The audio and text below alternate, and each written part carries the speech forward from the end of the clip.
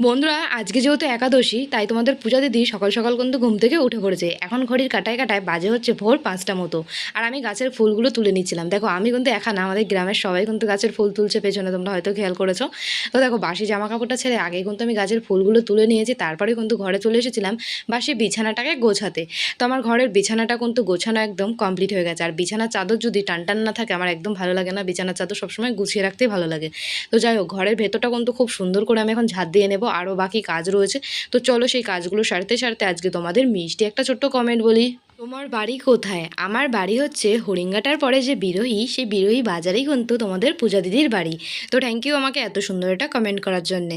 তো বন্ধুরা, আমার বিষয়ে তোমাদের যার যা জানার আছে তোমরা প্লিজ আমাকে কমেন্ট করে বলতে পারো, আমি তোমাদের কমেন্টে রিপ্লাই দেবো বা একটা বড় ভিডিও নিয়ে আসবো। তাড়াতাড়ি তোমাদের যা যা মনে প্রশ্ন আছে আমাকে নিয়ে, সব প্রশ্নগুলো তোমরা আমাকে কমেন্টে করতে পারো।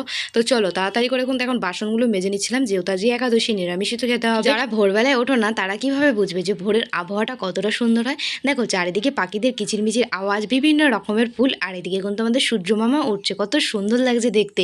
তো যাই হোক বন্ধুরা, তোমাদের নামগুলো কমেন্টে বলো।